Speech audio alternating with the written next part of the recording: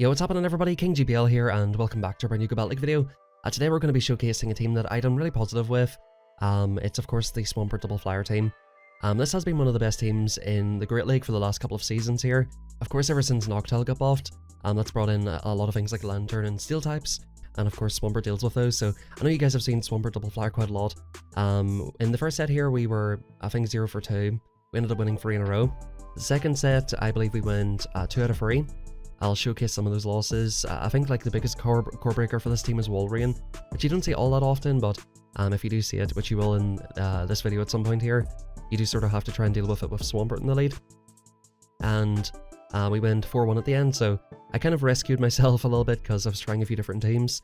I was trying a team today with Scrafty in the lead, which Scrafty, it's ranked number 1 for leads in PV Poke, but it's just such a tough Pokemon to run in the lead because if you do get it lined up with a counter user, which I was quite a lot, it can easily just flip badly, and of course you have to watch out for Noctowls.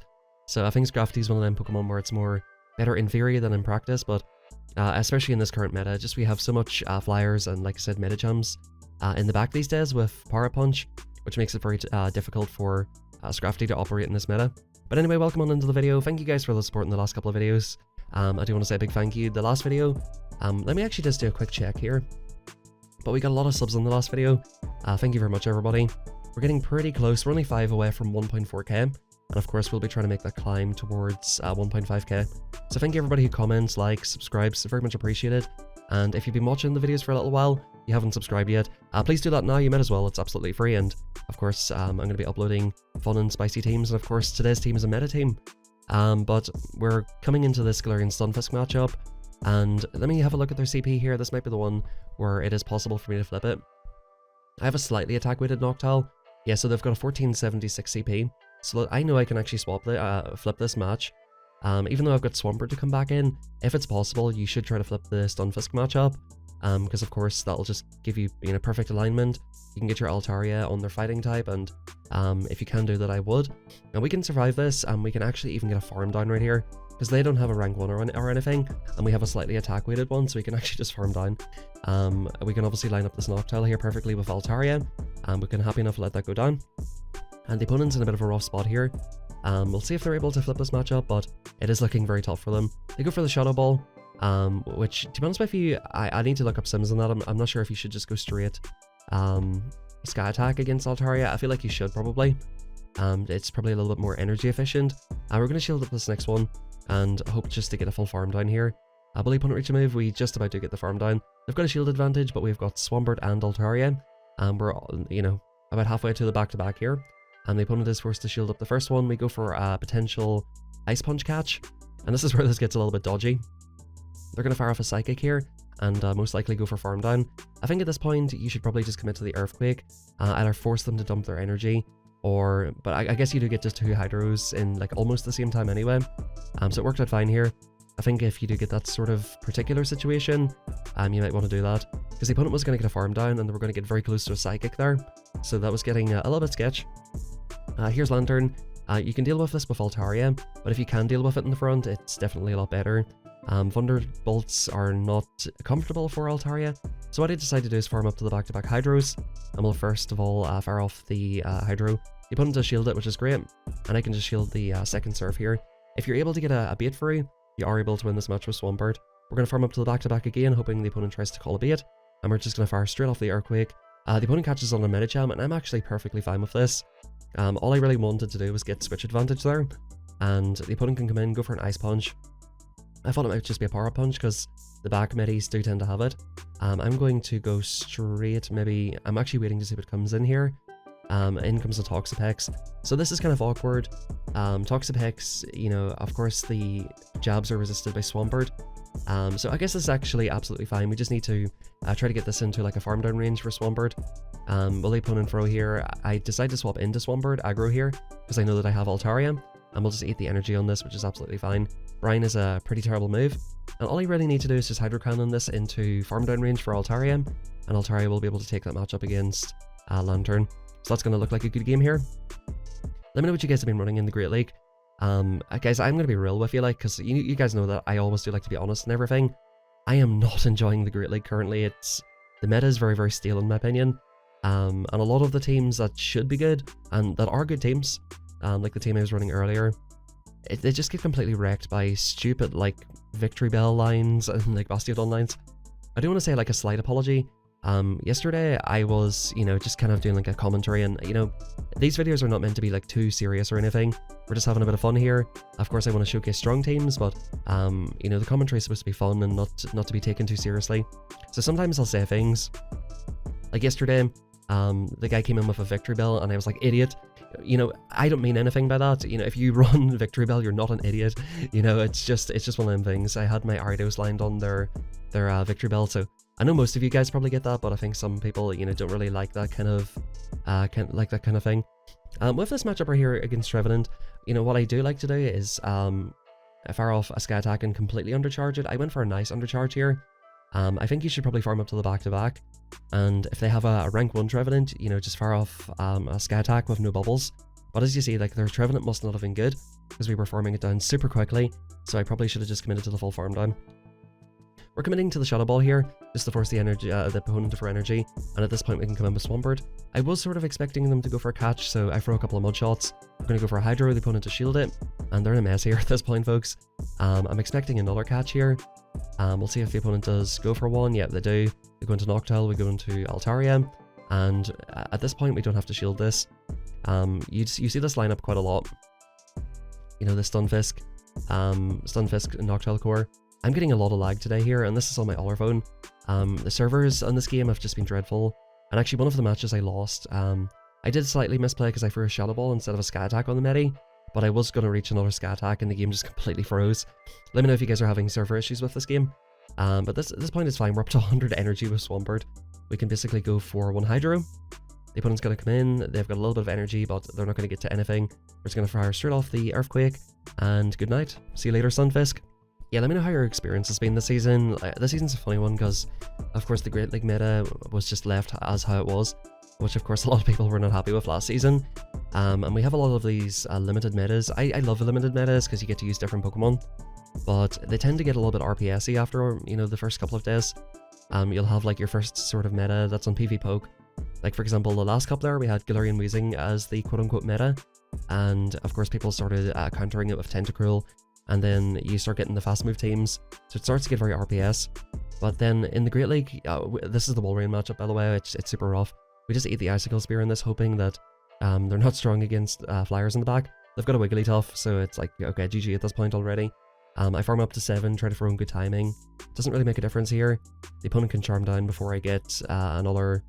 Yeah, I even try to throw after 1 just to swap out on good timing as well. Just kind of rough here. We do shield up the Ice Beam, the opponent's still got a shield, and I'm still trying to throw in good timing. It's not going to make a difference here. Wigglytuff is so bulky. They're just going to farm down the Altaria, and we don't reach another Sky Attack, and we don't reach another Sky Attack. Oh, we do reach a Sky Attack. I should have just let them take me down, but I did want to see what was in the back because I was expecting the double charm, but it turns out to be Trevenant, so a little bit unlucky there. But yeah, let me know what your experience has been, guys. With this matchup right here, it's just a coin flip, honestly. Literally just a coin flip. Like, you bait or they call the bait. I farm up to 2 here. I actually overfarm a lot and go for the Earthquake. Just hoping the opponent tries to make a call. They do. In comes Noctowl, in comes Sableye, in comes Trevenant. It's just good games. I've seen a couple of these Noctowl double ghost lines. So I was thinking here, would this be the same thing again? Here's another big chunk of lag for me to enjoy. But yeah, so getting back to what I was saying there, I don't know, I really just hope they do something. The season here is finishing in about a month or so, is it? Let me just have a quick look. The seasons, to be fair, went pretty quick. It might be like 2 months before the end of the season. We do have, of course, the championships this summer. So yeah, the season ends in 45 days. I wonder would they be inclined to make some changes before the championships? So like towards the end of the season, 45 days from now.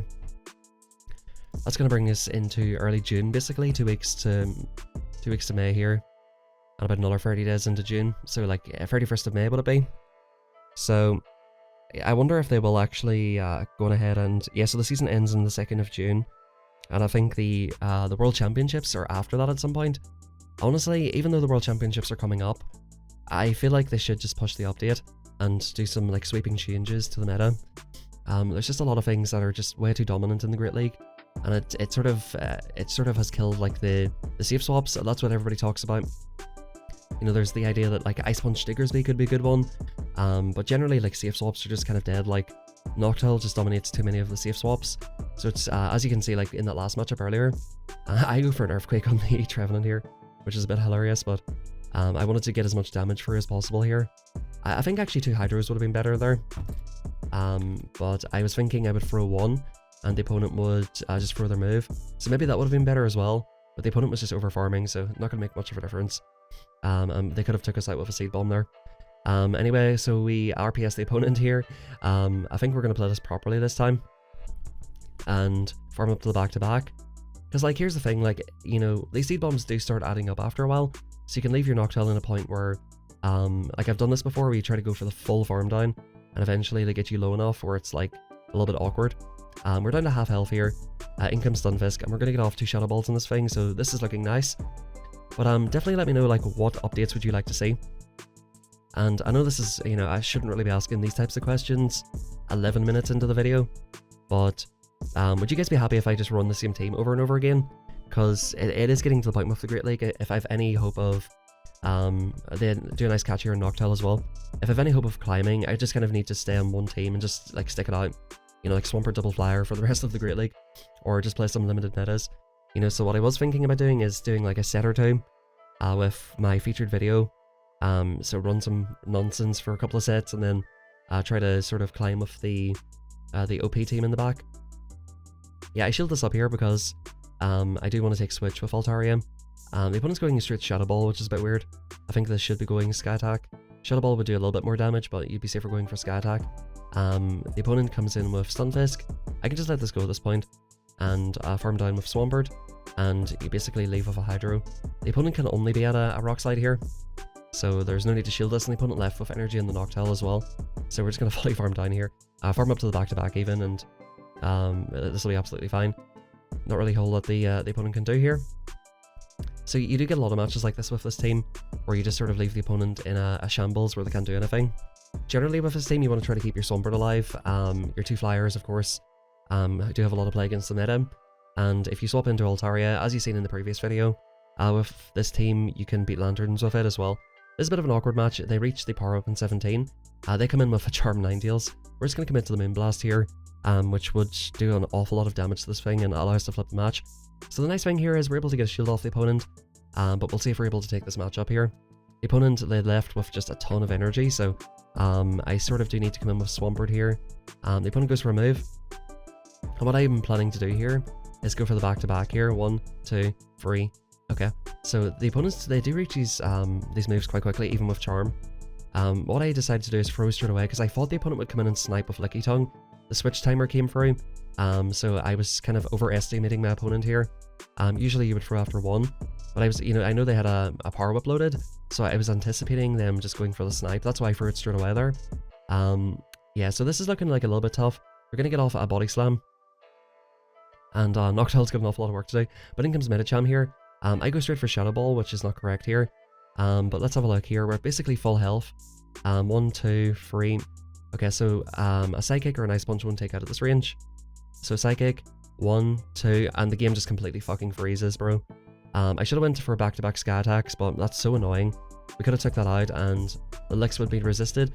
So I did make a slight mistake there going for the Shadow Ball. I thought I could go for a Shadow Ball farm down, which is, you know, you should just go for 2 Sky Attacks, but a Shadow Ball farm down should be possible anyway, and that was just brutal with the lag, bro. It basically like lost me several turns there, and yeah, I've been getting this quite a lot today, unfortunately. So hopping into this next one here, Swampert Medicham. We're going to just swap straight into Altaria, safe swap. The opponent swaps straight out, and they've got a Dunsparce. So I'm going to just try and get off as much damage on this thing as possible. They do know Rock Slide and Drill Run, which is a bit of a core breaker for my team. I farm up to the Moonblast and go for the Sky Attack. Roughly about 2 Sky Attacks would near enough take this thing out. Yeah, with the Dragon Breath damage, it would just about take out. I'm happy enough just to let Altaria go at this point though, and we just about don't get to that move. So the good thing is here, we can just farm up with Swampert, eat a move, and leave it a little bit more comfortable. The opponent goes for a drill run here, of course, which gets us down. We're not even into the yellow here, and we farm up to 4, just try to maximize everything. They're just at the move there. The opponent shields it, and then we're like, right, CMB tie, and the opponent, they either have to double shield or let this go. They wisely let it go, but they shouldn't have done it in the first place. They come out Venusaur and Medicham, so yeah, Dunsparce is a core breaker, but they definitely misplayed that. They needed to just let it go, come in and, you know, try to farm down with Medicham. I think at that point there, we had the Hydro Cannon loaded anyway, and we would have got off another one for sure. So like the Medicham could have got taken out, and we could have came in with Noctowl anyway. But double shield, going for shield on that Dunsparce was definitely incorrect. Not knowing what my back Pokemon was, I decide here just to overfarm by 2. I've no real need to like go for a mad overfarm. All I need to do is just outpace the Venusaur here, and this is absolutely fine. I could have went for a catch here or whatever, but I just knew no matter what, I was winning this match. The opponent goes for a Frenzy Plant, doesn't quite take out. It done a decent amount of damage to be fair, but yeah, we just played that safe right there. I could have went for like an extra overfarm, you know, just before they reach the Ice Punch, but there's just no need for it. And you know, actually with the counter damage, you know, it's just, yeah. So in comes Swampert, and I decide to swap into Noctowl. In this matchup, you know, after playing this a couple of times, I started noticing that they have ghosts in the back with Noctowl leads, as you've seen earlier with the Sableye and Trevenant. So almost I would say I like to swap into Altaria if you see a Noctowl lead, just to sort of see, like, because of course your Noctowl will have a much better time against ghosts. Altaria does fine against them, but it's a little bit more close. It's a lot more close, you know, the ghosts can potentially flip that match. So we go for a Sky Attack. I realize that they might have a ghost in the back, so I think, do I double shield this here? Yeah, so I leave the, yeah, so as predicted, they have a ghost. We're going to go for a Sky Attack here and hope to get off another one. We actually do swap out, thinking that Noctowl might be strong. I was predicting maybe a Trevenant in the back again. They go for Foul Play right here, and we're just going to farm up to before their next Foul Play. Go for the Hydro, see if they want to let it go, or go for a shield or whatever. They do go for a shield, and the opponent lets me get off another Hydro. If I was the opponent in this situation, I would have just Foul Played me out of here, because they're forced to invest both shields here, and in comes Medicham.